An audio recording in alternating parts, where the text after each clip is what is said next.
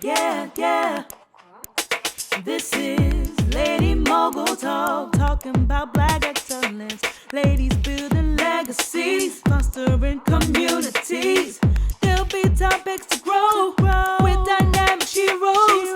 Time to secure the bag, elevate your goals, yeah. If you gotta grind, go ahead and take some time. Free your mind, leave your worries behind. Expand your possibilities while learning new strategies. Every time with Avery, knowledge will be guaranteed on Lady Mogul Talk. Welcome back to another segment of Lady Mogul Talk. We know it's been a while, but you are in for a treat today. Today we have Tonya McKenzie. She is the founder of Sand and Shores, a speaker, author, and civil servant. And I'm going to read a brief bio because don't want to get too much into it because we have some questions for her specifically, and you'll see the amazing things that she has done. She is also a Los Angeles County Commissioner of Alcohol and Other Drugs and a master storyteller. You can find her at the intersection of communications and leadership, and she is the solution consulting organizations and businesses to help them elevate their message, which is so important in your business, increase brand awareness, and build a strong reputation. Mrs. McKenzie is also the host of the Top 100 Leadership Podcast, Leaders and Learners, and a co host of My Morning Coffee podcast. She was elected as the first African American woman elected to the Redondo Beach Chamber of Commerce. Kudos to her. Board of Directors, the first Black president of the North Redondo Beach Business Association, the City of Redondo Beach General Plan Advisory Council, Vice President of the Black Public Relations Society in Los Angeles, and serves on the Better Youth Advisement Committee. Now, if that wasn't enough, we have so much more to dig into. And so, without further ado, let's bring Tonya to the stage. Hello, welcome. Hey there, how you doing? Hello, well, and yourself. It is so great to have you here. I'm so excited to be here with Black Women Moguls Talk. I'm just excited, girl. I'm Oh, excited. yes, I mean, and like I didn't get into all of your bio. I mean, just what I read is impressive enough, but you do so many amazing things, and I can't wait to dig deep into it today. Good. So, first, tell us what do you want to share starting out as an introduction of something that I haven't already mentioned to the audience.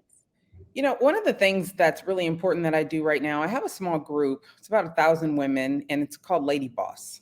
I think it's important to know that women lead the way, that women together can get anything done. And throughout my career, at the end of the day, when I look back on many of my successes, it has been in collaboration or in support of other women. So, that, if nothing else, understanding that women in leadership is better for everybody. Mhm.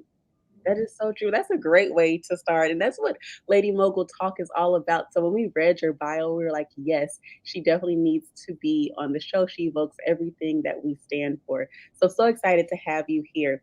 Now, one thing that stood out to me is that you call yourself a master storyteller, which is, of course, very important in branding. So, what was your aha moment when you first learned that you were great at storytelling? And then, what advice would you have for someone who might struggle with their message? There were two moments. They're far apart, but they both meant so very much to where my career is now. One is when I worked for the YMCA. I was associate executive director, and we were trying to raise money to build a new facility. We had cut the budget in every way possible. So, when money goes, marketing is the first thing that goes. Well, Mhm. how are we supposed to get people to support us if they don't know what we have going on? Storytelling was it. So, learning to reach out to the media and tell them stories about what we had going on, and then also learning what the media wanted to hear and creating stories that they would actually elevate was huge for me. So, we eventually opened up that new facility, raised over $1 million, and it's still there. They've expanded it, and it's in Oakley, California right now. But being able to look back on the work that we did, and most of that came from storytelling and building stories around the people in our organization. The Mhm. other part was when I actually wrote and published my own memoir. I'm a gun violence survivor, survived sexual assault twice. So being able to take inventory of the things that I had been through and find a way to tell those stories and impact others was probably that pivotal moment where I recognized we can really simplify complex issues through conversation and storytelling, because stories are what connect us, right? It might not be the exact same thing that happened to you or exact same thing that happened to someone in the public, but there are elements in our story that resonate with others, which then connect us, right? That's how we build triggers to be able to build relationships with our public or business associates, friends, all of those things. But really tapping into my own story and even the most difficult and hard to talk about parts and coming up with ways that make it digestible for others and that they can relate to. I think those were some of the moments that really brought me to the place that I'm in now. Mhm. You know, when you talk about that, that brings me or reminds me of my own story. And I want to ask you a specific question, but I remember when I was first diagnosed with autoimmune and I hid that from the world. And I was so scared to share that with the world because I was, wondering what their perception would be of my pain and then walking slow being perceived as old. And so I hid that from the world until all of a sudden I was like, well, you know what? Let's not hide anymore. And when I told my story, so many other people resonated with it because you just never know who is going through what. So, how did you find your voice? How did you find the boldness to share your story about being a survivor and then just other experiences you might have had? In my early adulthood, I was a coach. I used to coach high school girls, and some of them had issues. And instead of giving up on them, I would make an effort to have conversations with them and see what it was that they were dealing with. Some of these young girls were dealing with some very adult issues. And me being able to relate to it in a way that I'm able to talk them through it and get them to change their behavior, that was important to me. But what made it so impactful is one day I was working with a client, and I'm always telling other people, like, tell your story and be proud of what you've been through because that means you've survived something. I don't know, it could be a business failing, where I'm in the business mode of it, but I'm thinking to myself, I haven't even been courageous enough to tell my own story. So I've been able to help these young girls, but I've never talked to them about what I had been through, why I was able to relate to them so well. And as a mom, I felt like there's going to be a moment where at some point I'm going to need to explain some of the movements that I had made in life. So it just became an opportunity to, one, free myself. And of course, a lot of the things that I went through, the gun violence, I was assaulted twice when I was 13 and then again in college. Uh, I had 21 addresses before I was 18 years old. Those are the types of things that you don't want to reveal to people because you're afraid that they're going to look at you like either a victim or with sympathy and deal with you out of pity and empathy instead of as the business person that you're trying to be. But there was a moment where it all came together and I realized I was really just being a coward in not sharing my story. I was being selfish because we all know, and I've learned in life that your story can be a blessing to someone else. Your story can help someone else navigate, if not the same thing, something similar out of a situation, business or professional. So, really honing in on that and knowing that at some point I was going to have to tell it anyways. Uh, yeah. So when about 4 or 5 years ago, when I wrote my book, that was the moment where I just decided to stop being a coward about it. And, there are people that do know the story. Mhm. So they haven't left me. Hmm. Stop being a coward. So I try to fight coward culture these days by really just, teaching yourself how to breathe and exhale out those difficult things that might be hard to talk about. Because Hmm. I know that as long as we hold these things in, whether it be something professional or personal or in the moment, that could be damaging. Yes, definitely. And I'm glad you said that because I was going to say when I bottled it up myself, it was self-destructing, and I just felt like I was half of the person I could be because I was hiding from everything, and even some other things that I haven't shared just yet. I'm not quite ready yet, but when it comes out, I'm like, okay, we need to prepare for this moment of when it comes out. So I'm glad that you're sharing this this story, this because so like I said, so many women are going through private battles and they don't know where they should turn or how they should even broach the subject with others. So I'm glad that you are sharing this. And it reminds me of something that someone said, and I won't be able to put it as eloquently. We always ask, why us? Why did it have to happen to us? But we were put in that situation to be a blessing to others, as you mentioned. So thank you so much for being bold and courageous to share your story to help others. Now, transitioning just a little bit, I want to get into your wonderful career. I mean, I don't even know where to start. So let's start with your brand and what you do and tell us how you work with your clients. Okay. So Sand and Shores came about when we moved from the Bay Area to Southern California. I've been in PR, marketing, advertising my whole career. And one of the things that I learned is that there are many organizations, companies, businesses that go out of business not because they don't have good products, and not because they don't have good services, or restaurants not because they don't have good food, simply because no one knows about them. Now, one of my first jobs back out here in Southern California was with a publication, and they were still doing things real old school, which was crazy because we're in Silicon Beach. So I'm like, why aren't we using technology? And they just weren't being as effective as I think they could be for businesses, especially when you have a small business and you're charging, let's say, $5,000 for a front page ad. Hmm.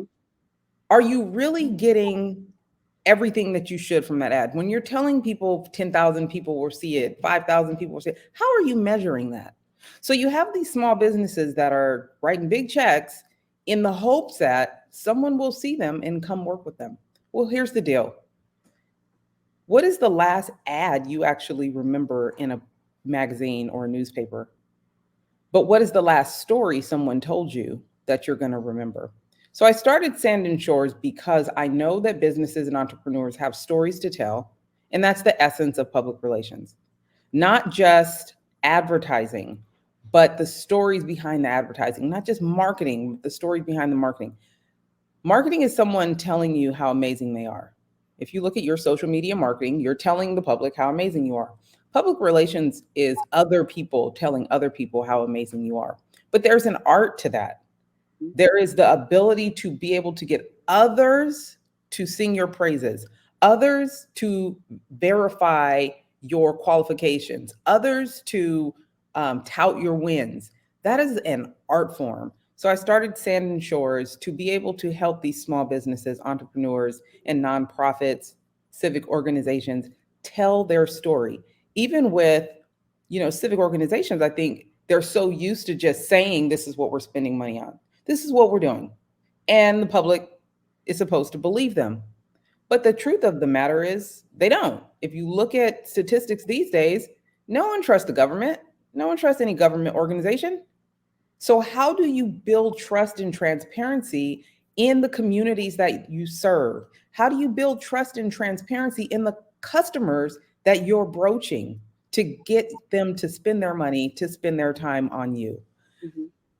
We train, we bring in people to train marketing teams. We help with media training to get ready to be in front of the camera. We do PR audits to make sure that you're even ready for public relations. Many people think, oh, okay, I want to be in Forbes. I want to be on Good Morning America. Is your company even ready for that? Hmm. Do you have the infrastructure to support?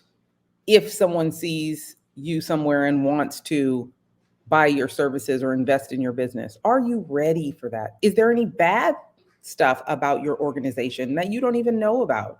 So we go through the whole gamut of figuring out what's out there, where the gaps are in any of the coverage that you possibly have had. Are you ready? Getting you ready for it, and then finding opportunities for you to really be able to tell your story, connect with your audience in the public eye. Also, media has changed since we started. So, keeping up with media for us, podcasting is a huge part of the media landscape now because I can come to your show. I know what I'm going to get. I know exactly what kind of content I'm going to get. So when you bring people on your show, you're basically saying, I am verifying this person to y'all. I Mhm, am bringing you someone that I have researched and found out that they are credible. That is mhm, a big deal. So being able to understand how you stand in the space that you do and tell your story and connect with your audience through amazing platforms, even like yours, it's a huge part of what we do. And I think just a lot of companies just don't understand it. mhm. So the education piece is huge, setting expectations and then getting people out there. Great information. And I want to expound upon that a little bit because you mentioned several times about the importance of being ready. And I'm sure research and different things come into that. But for someone who doesn't know if they're quite ready or not, what is that first step that they need to take when it comes to PR? I would simply ask someone, who are you and why should I care? You should be able to answer that question. Who are you and why should the public that you want to invest time or money in you, why should they care? Mhm, And the answer should reflect how you uniquely solve problems, whether it's a jeans company that has specific type of jeans for big hipped women, and the owner started this company because she was having some really difficult times. So she found a solution that she wasn't finding out in the market, or a service organization that is uniquely and in their niche finding solutions for a business, for entrepreneurs, for customers, and are they B2B or B2C? Who are you talking to? And then why should they care about what you're saying? You know, that I'm glad you brought that up because it's always great to hear it from someone else because I can tell them you need to get your brand foundational elements together, your brand story. Why do you do what you do, but also how do you transform your clients and customers' lives through the benefits you provide and the value you deliver? But it's always great to hear someone else just confirm that so they don't think it's just me So saying we're not in our little silo just talking to each other in circles because we know. exactly, exactly. So it's so important for them for the audience, for those building a brand to have their brand story together, their target market, and not just going surface level like age 25 to 34, but what impacts them, what are their pain points, and what would they like for you to solve for them. Yeah, what is the culture of them? Like, oh, Yeah, okay, housewives. Well, housewives where? In California? Because housewives in California are different than housewives in Iowa. Like, exactly. really understand who you're talking to. I think one of the most difficult things that people have to understand too is, most people go into business like, I can help everyone. Even authors, we work with authors a lot. And we're like, this book is great for everyone. No, everyone's not going to want to read that. And the language that you use to communicate that is going to be different if you're talking to a 50-year-old than if you're talking to an 18-year-old, you know? Yes. Really understanding who you are talking to and why they want to hear what you have to say, why they want to use the product you were trying to sell. Mhm. Let's get into it. And if you don't know, then say that so then we can do the work to figure it out. Exactly. And it's so funny. You use the exact analogy that I use about a 50-year-old, maybe not the age, but it's around that age. Like I say, you talk to your grandmother the same way as your best friend, or a 6-year-old the same way as a 25-year-old. And the answer Well, these days they might talk to their grandma that, the same way, that's but that's true. never But mind. that's a whole nother conversation. But you should not. But the point is, you really do confused messages don't sell. So if you're trying to talk to everyone, I mean, it's not going to come across as well as you having a niche message. And it's not saying that you won't attract people outside of your target market because sometimes I've attracted men to Black women moguls and they want to work. But I still have a targeted message. And I guess they still resonate with that targeted message because it's clear and concise. So thank you for sharing that information with us. Now, you have so many accolades, and I want to talk about this particular one. What is it like becoming the first African American woman elected to the Chamber of Commerce and the first Black president of the North Redondo Beach Business Association? Congratulations. Thank you. Appreciate it. So, I think it's difficult in that being Black in America is difficult. And I think people don't, when they don't recognize that, then they don't understand how they play a part in it one way or the other. Are you a part of the solution or are you a part of the problem? Mhm, So when I first moved to Redondo Beach, we were 1.5% of the population. So, starting when I started the company and really started doing work in the community, it felt like the pushback, you're not sure, like, is that racist pushback or what is that? For the majority of the people I would run into, I learned because I don't take no for an answer too well. But continuing to show up is important. So consistency. And after a while, you realize, okay, everybody's not racist. Some people just want to see that you are committed to this community. Okay, so there's that. Being consistent and showing up. Then it's about delivering. Are you someone that delivers results? Well, when you have opportunities to work with other people in the community or on the chamber and you deliver results, that becomes a part of your reputation. She has a reputation for getting things done. She has a reputation for saying the difficult things that need to be said. She has a reputation for solving problems. I made that my reputation. So when I was asked to join the board initially, I was still worried. Keep in mind, I'm still dealing with some of my own truths, right?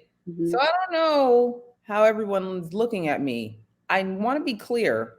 Women, particularly Black women, deal with imposter syndrome so much. So even though we're delivering results, we still have in the back of our mind, am I good enough? Is this a setup? What's going on here? But at the end of the day, when you continue to deliver results and show up and get the work done and you can work well with others, people will continue to come to you for solutions or to be a part of something bigger than yourself, mhm. and that allows you the opportunity to accomplish. I've been big on accomplishment.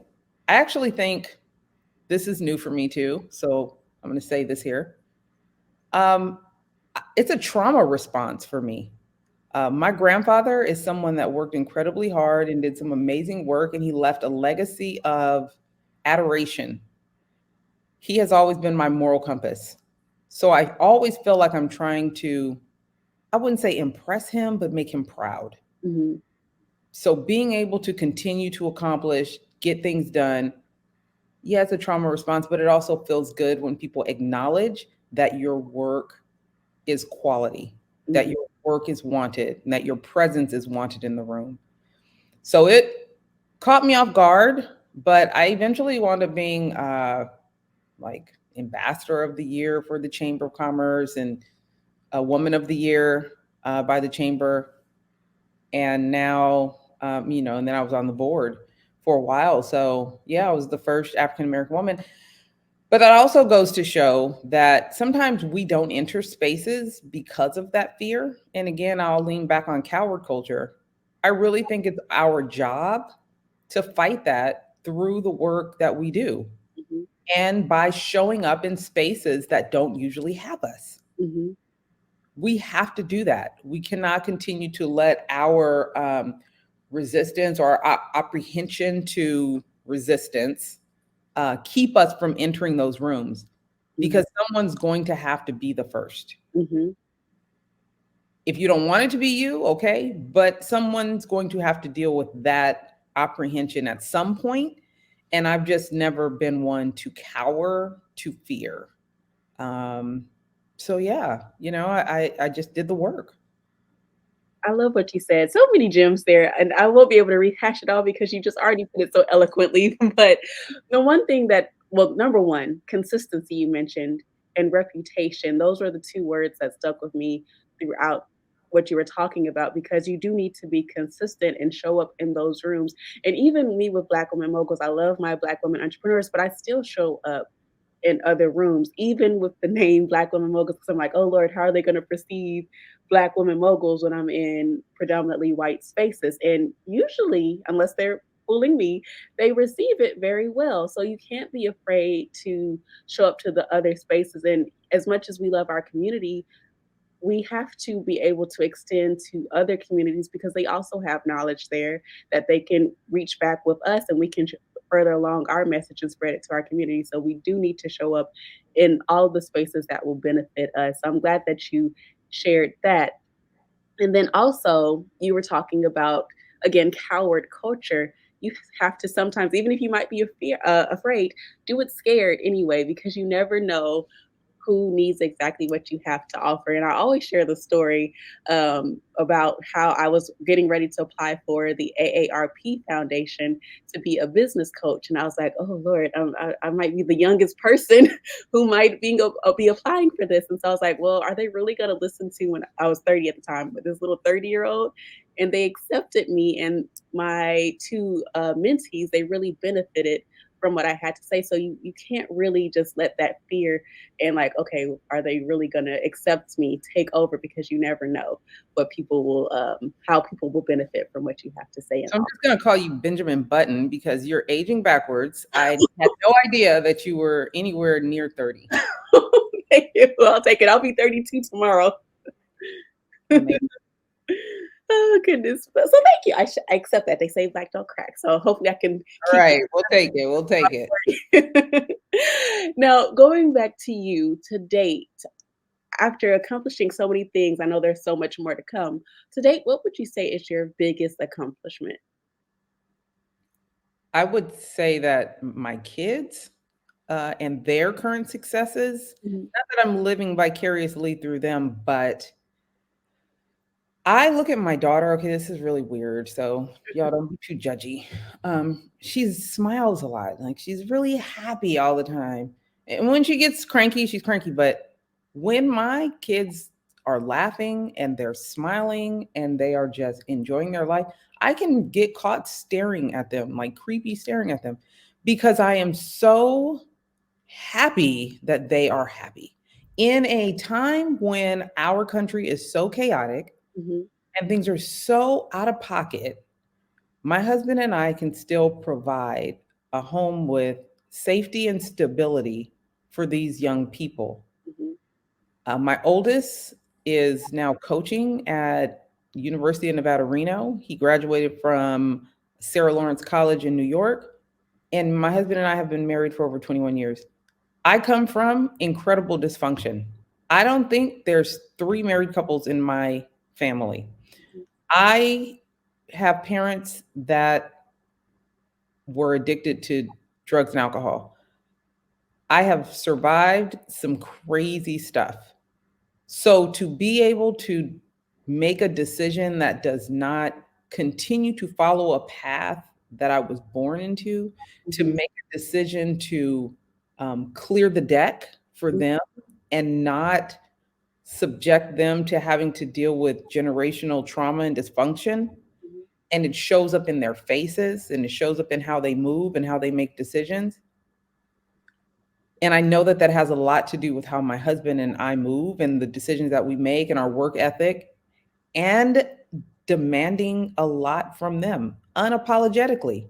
Yes, I do have high expectations for you. Yes, I do expect for you to do A, B, and C unless you're telling me you can't and you're not capable. Having real conversations with them and still being able to see them flourish, Mhm. be themselves, as wacky as they are, that for me is my greatest accomplishment. Mhm. That's wonderful. And it reminds me of something my mom said. She says each generation is supposed to be better than the previous one. And I really feel bad for my future children because I got a lot of genes from my mom. She was entrepreneurial minded, but she said I've taken it to a whole nother level. So I can only imagine what my poor children are going to be like. Of course, I'll encourage them to do what they want, but it's about laying that groundwork and that foundation so you can see those smiles in your children. So that's wonderful to hear. And speaking of you being a mother, you are a speaker, commissioner, author, consultant. How do you, I don't like to say balance because I don't believe in balance, I believe in prioritization. How do you manage so many hats that you wear? Coffee and wine, coffee and I love it. no, I work out every morning, 5 a.m. Been doing it for years, especially after I had my twins. I was diagnosed with high blood pressure. A Mhm, few years before that, when I was coming to terms with what my life looked like, I was diagnosed with severe clinical depression. So I understand what not being healthy and not having a clear mind and balance looks like, and I never want to be there again. So 5 a.m., at least 4 or 5 times a week. Lucky enough to live by the beach. I get a lot of my um, I grieve there, I write there, I scream and cry there to myself, not anybody else. But having an outlet where I can have just some me time helps me to put things into perspective and then approach the day in a way where I can end it at least some kind of happy, some mhm, kind of normal. And then of course there's red wine. So, there's that. But I think exercise, whatever your thing is, mhm, all deserve to wake our bodies up and move it and just get the adrenaline flowing and have some me time to process what your day should look like. No matter how chaotic it is, you get to decide how you approach the day.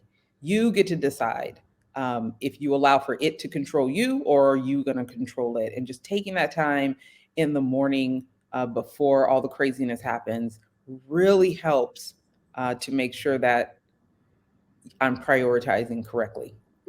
That's great advice. And I'm glad that you mentioned taking care of oneself. We need to take care of ourselves on the inside and out because it can be a lot to be an entrepreneur.